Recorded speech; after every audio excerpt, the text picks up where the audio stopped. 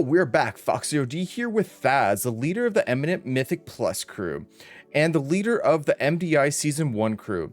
Tell us, who is on this team for Season 1 of MDI? What's up, guys? So we have myself as main tank. We have Sheldrum. He is going to be our main healer. Our DPS are going to be Holy Cow, Let Go My Kego, and my boy Jirsa.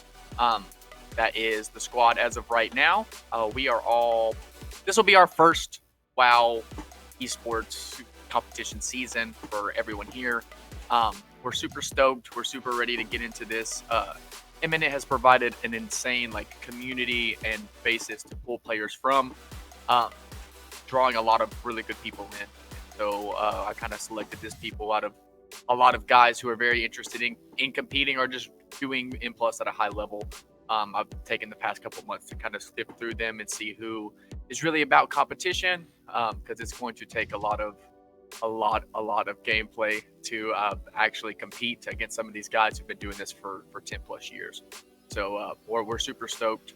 I'm super stoked to be representing Eminent, and I believe it's first WoW Esports team. So I believe it's going to be super fun.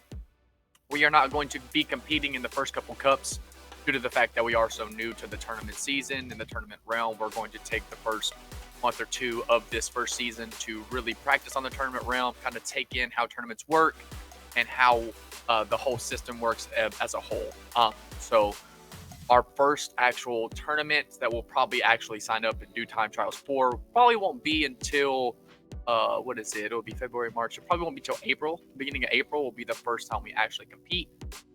But all the guys are super stoked. They're super ready. And yeah, the MDI is coming up this weekend, first one. So we're super stoked to watch it. Anything else you would like to add? You can follow me on my stream. None of the other teammates stream. I am the only one that streams.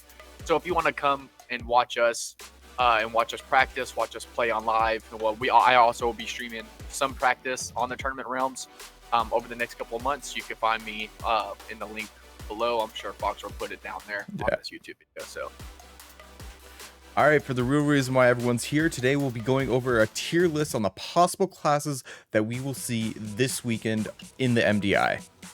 All right, do you want to kick it off with the tank specs we will likely see?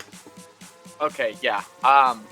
This is actually my first tier list I've ever done. I'm super stoked to do this because I've watched a bunch of these on YouTube and they look like a lot of fun to actually do. So thanks for Fox for actually doing this. Number one tank spec that we're going to see every single body play, every team across the entire board in A and EU are going to be Vengeance Demon. The reason why is because, for one, their damage is just fucking broken. Excuse me. Can I cuss on this? Yeah, you can. Okay. All right. Yeah, okay. So their damage is busted. Number one. And number two, the way tanking high keys, and especially in the competitive scene right now, the way it's going is, you're going to go in, you're going to do as much damage as possible, and then you're going to run for your life. And Vengeance is the best at that. They have the most mobility out of any tank. And so that's why you'll see every single, I guarantee you will not, I won't say you guarantee because there's always a chance, but this will be the number one tank for the first MDI Cup weekend. All right. Next, we have the only tank that even comes close right now. Where are you at? Freaking cow. Middle of the crew, yeah. Top row. This will be I'm gonna put it in the situational just because Brewmasters are the next best tank in M+, just because of the way Brewmaster works with their shuffle mechanic. They're just very tanky. They're very hard to kill.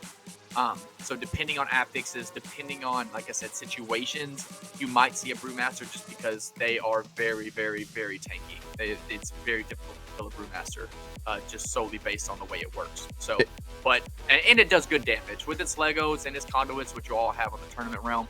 It does very good damage. As well as it does have the mobility almost similar to the Vengeance. Yes, and it's the second most mobile tank game. So this is another reason why they're the next best input tank at the moment. Next we're gonna just go ahead and put all these. We're gonna put Blood down here. Not gonna happen. Prop Paladins, I'm going to put in the if Jesus comes back, just because, you know, it's not impossible, because they do good damage. They just get trucked. Their mitigation is poop. They just absolutely get smashed in their wheelchairs. They can't go anywhere. So, but the thing is, you know, they do good damage. So, you know, it's possible if, you know, some one trick makes it to broadcast that, you know, some prop pally god. There are a couple prop pallies at 2KIO already, so it's not impossible. But it's, you know, Jesus has to come back. You know. All right, let's carry it on. And the last two tanks, I'm just gonna put in the reroll, because there's no point in playing an M+. Just reroll to one of these three.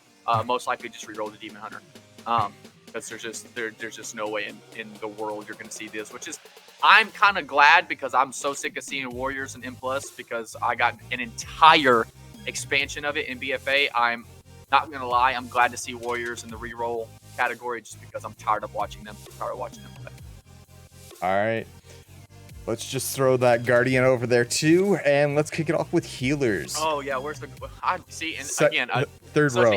Such an irrelevant spec. I forgot it existed. We'll go ahead and put that in the reroll spec as well. All right, let's kick it off with healers. Okay, number one healer in M+ right now. If you play WoW at all, you already know where you at is Resto Shaman. For several reasons. Number one reason being their throughput. They have the best throughput in the game. They can top someone with one surge, you know, and taking someone from just that on top of the way Shaman Mastery works. You know, if someone's at 30% and you start casting a healing surge, it's like buff by like some crazy, like 200% or some craziness. So it's like, that's just the way their mastery works. So they're the best healer. There's another class that does similar to that, right? So they're the way their mastery works, or what? Or the way the healing works. And I'm looking at one class in particular. That's going to be the Holy Paladin with their Word of Glory. So is that how? I'm not super familiar with the way Word of Glory works for Holy Paladin, just because that's new to me. With Holy Power, they just get a huge buff, and it's like 40k crit or something. So the lower someone is with Word of Glory, the more just heals for? flat heal, pretty much. With a crit. Well, with a crit. Okay. Well, I mean, that's not really the same as Shaman Mastery. Shaman Mastery is the lower someone is, the higher your heals are. That's the way Shaman Mastery works. I meant the overall heal. Oh, yeah. So Holy Paladins are going to be in the maybe spec, right? Shaman itself, another reason why it's just the best, is just because it's the only healer with Lust. Okay, so you can bring other classes that don't have Lust, right? Which we'll get into in a minute, but it's only healer with Lust, and you can't class stack anymore. If all 3,000 man-made gods on this planet that you cannot class stack in MDI no more, it's probably the best change they've done. Because everyone got tired of watching triple Beastmaster Hunter in BFA. Like, it's just troll. Like, I get it. It's competition. You want to play what's busted, but it was shit to watch, right? You have all these classes in WoW. You have all these specs. You have everything, and every tournament that we watched, all we saw was a Mistweaver, fucking Prot Warrior, and triple Beastmaster. Sometimes we did see the Unholy DK. But yeah, you said, again, situational keys. You'll saw the Unholy come in with the Demon Hunter, and they'll have the double DK Demon Hunter, and you know that was a lot of fun to watch because you got to see really big damage. But you know, it's just the class stacking being gone was probably the best change they made to MDI. It was super lit. So, well, we'll go ahead and get the Holy Pally. Don't be surprised if we see some Holy Paladins, just because, they do great damage. It's like bringing another DPS. They do insane damage for a healer. The way Holy Pally works now with Crusader Strike, and that's how you reset your Holy Shock. They're just in melee the whole time, clapping cheeks, which is super nice if you're a Holy Pally main, because I guarantee you it's a lot of fun to play. The problem with that is you don't have Lust, but we'll get into the DPS classes of what we'll probably see play with a Holy Pally if they do bring a Holy Pally. But great healing, great legendaries, does great damage. Don't be surprised if you do see one. I'm still leaning towards we're only going to see shamans, but we could it's a very high chance that we could see Holy Paladins as well. I'm also going to put Resto Druid here, due to the fact that they're not bad, in a sense of healing. They have good throughput. They're just not as good as the other ones, right? But like they bring a lot of utility, with an extra Vortex, with extra Typhoon, with Soothe. So it's like they are great healers. They're just not as good as the other ones, which is why you most likely won't see.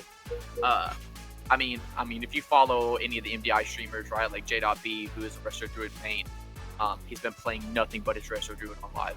I mean, he's like 2.2 KIO or something craziness, right? Like, so, but he even said in his stream, like, come tournament season, I'm gonna make a shaman on the tournament round, right? Like, so just he does love his druid.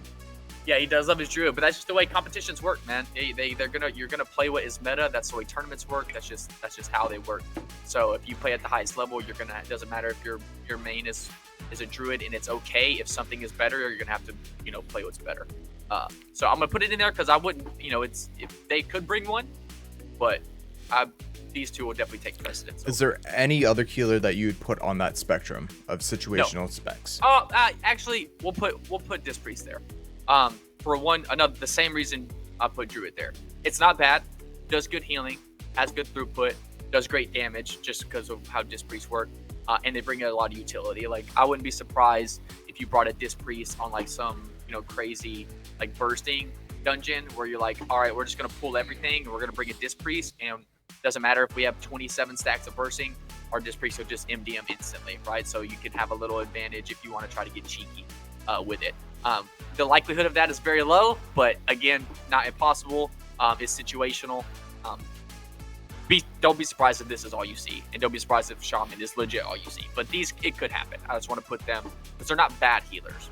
I want to put them. Every other healer, Holy Priest, we're gonna put down here. We're gonna put Mistweaver down here. Am I missing any healers? No, that's it. You're good. Right. Yeah, these Mistweaver's ass. Holy Priest isn't bad, but why take a Holy Priest when you can bring a disc? So. And the one thing that it has changed from BFA to S-Lands or Shadowlands is the fact that we are target capped on 5 targets, some up to 8, and there's a few that can hit more than that. That being said, what is the best ones or the main specs we are going to see in MDI?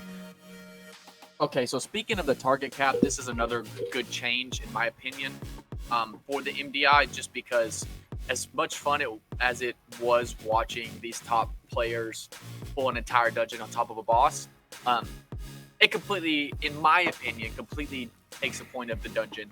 It makes the dungeon irrelevant, right? Like, why are you worried about these ads at all and what they do or what their abilities are at all when you literally are just Lightfoot potioning in, grabbing everything, snapping your tank to the boss on the Tal'Dazar to Razan with the entire top level, and then have your unholy DKs melt everything, and then Razan is at 40%.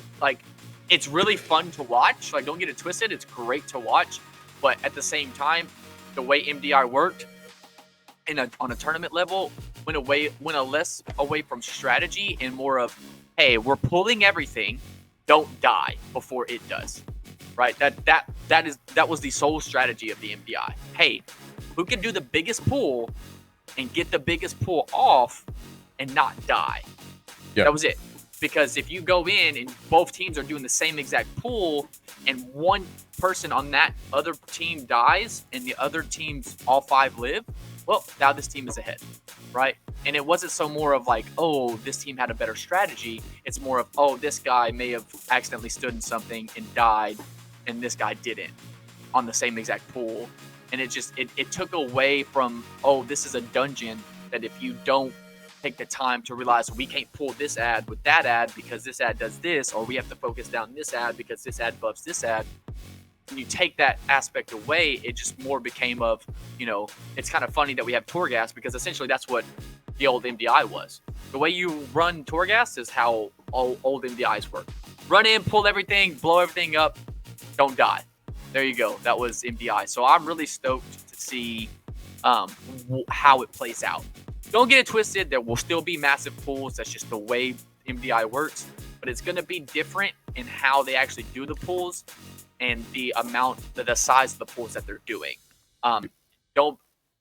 I predict that there's going to be a lot of skips because that's strategies that I use on live is what is the cheekiest way I can get around stuff without having to pull it at all, right? So it's going away from let's pull everything and just get it done to how can we get away from everything and not have to pull a bunch, right? Like how can I skip this really deadly pack because I don't want to touch it, right? Like so it's like it's going to be I'm really excited to see the strategy on how it works because of the target cap.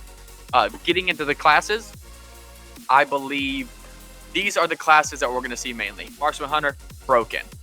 Fire Mage, broken. Unholy DK, broken. Where you at? Boomkin, busted. Windwalker, busted. So these classes here are most likely going to be the only classes you see run in some variation, whether it be Marksman, Fire Mage, Boomkin, Marksman, Unholy, Boomkin. I will promise you will never see the melee together. They will always only have one. Blizzard hates melee this expansion apparently in M+, and so if you play a melee class and you want to run with other melee, GG no re, because it ain't gonna happen. Most of the dungeons just dumpster melee. They just in every way, shape, or form. The boss mechanics troll melee. Like it's just melee don't have fun. So don't be surprised if you see this right here the entire time. Vengeance, Resto Shaman, Marksman, Fire, Boomkin. 3 casters.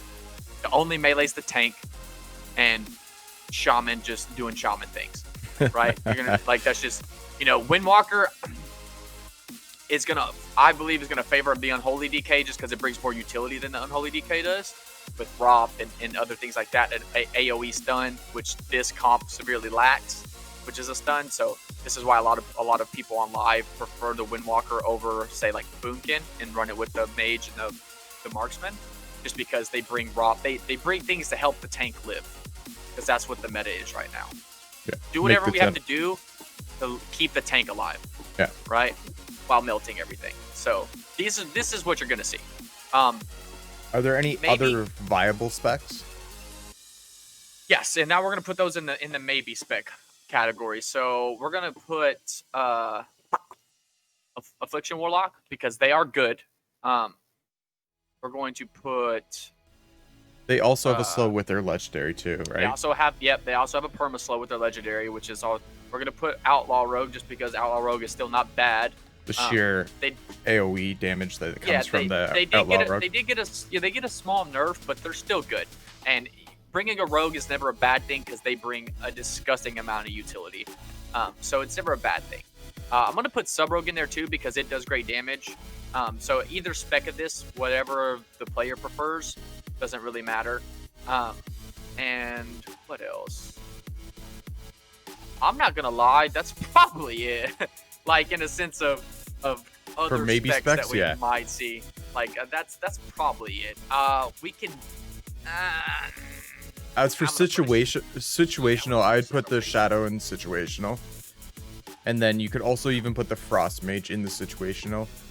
Yep. The reason why you wouldn't take a Frost Mage over the Fire Mage is because Fire Mage does more damage. Frost does slow them down as well as provide you the Time Warp or Lust. Yeah. So Frost Mage doesn't do near the damage as Fire Mage, but they have a tad bit more utility than a Fire Mage does. So it's situational, whatever. There's some crazy affix combination. You want to bring a Frost Mage to help your tank live. You could do that. It's not impossible, which is why it's going to come here. They don't do great damage. A lot of these specs are going to go into like, we're just going to go ahead and start at the bottom. Beastmaster, reroll. Survival, reroll. Arcane Mage, if Jesus comes back. Not likely. Frost DK is not bad. Not likely. They do good damage, but ain't going to happen. Ret, most likely not going to happen. Assassination Rogue, reroll to Outlaw or Sub. Yep. Elemental Shaman, not bad, but not likely. Not Enhance, if Jesus comes back, play Affliction, and then Warrior is not awful either, but it's just not gonna happen. They just there's no reason to bring a Fury or Arms Warrior when you can bring a Windwalker. There's no point. Demon Hunter, play Vengeance. Play tank. Just play Vengeance. And Feral is also not bad, but why bring a Feral Druid when you can bring a Windwalker? And if you want to do it, just bring a Resto Druid or a Boomkin. Yeah. Right? Like there's just, this is the kind of the way that the cookie crumbles in the way that the MDI works right now. It's really shitty because, I ran into a situation last week where if you don't have certain utilities on certain weeks, you just can't play with the homies, right? Like, I had my friends, my guildmates that we just wanted to, last week. Well, last week was Tyrannical Raging, Explosives, and Prideful, right? Which is the season of 2. And I couldn't run with a full melee group. Like, I had my buddy, Great Holy Paladin. I had a good buddy on Warrior. I had one of the competition teammates, Jirsa, and then I had me. And then I had the other competition teammate, Lego. We all wanted to run, try to do a 16 Sanguine Depths. No Soothe, no Lust, and it was terrible.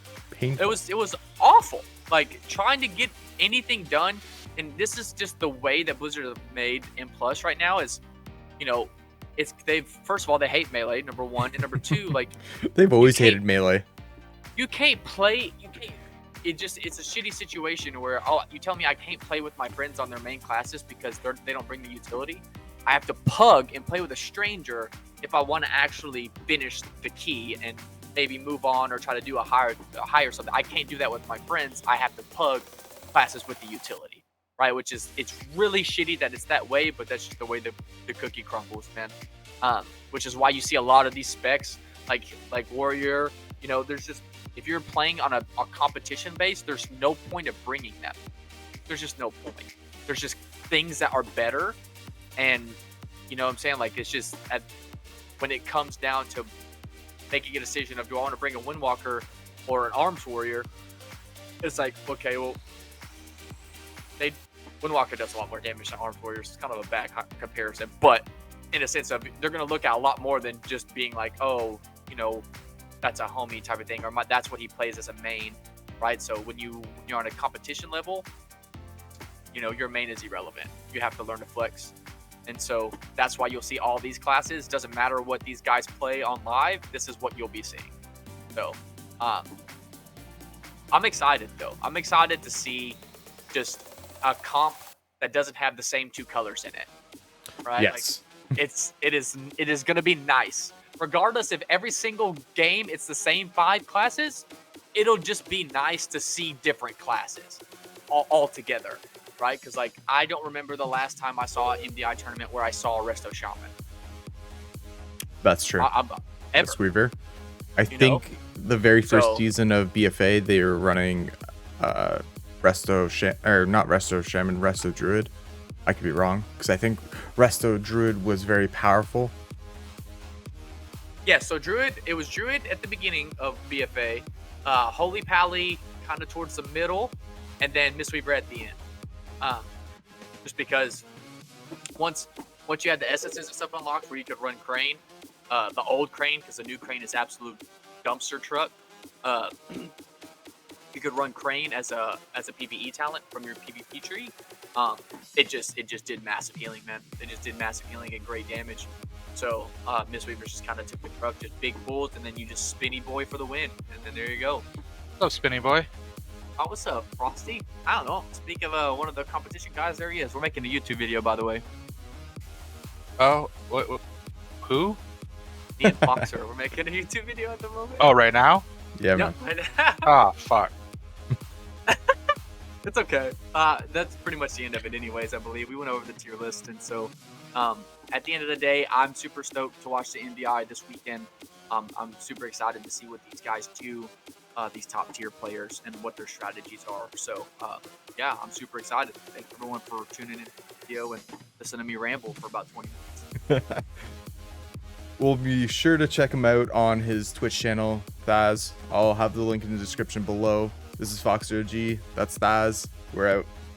Peace.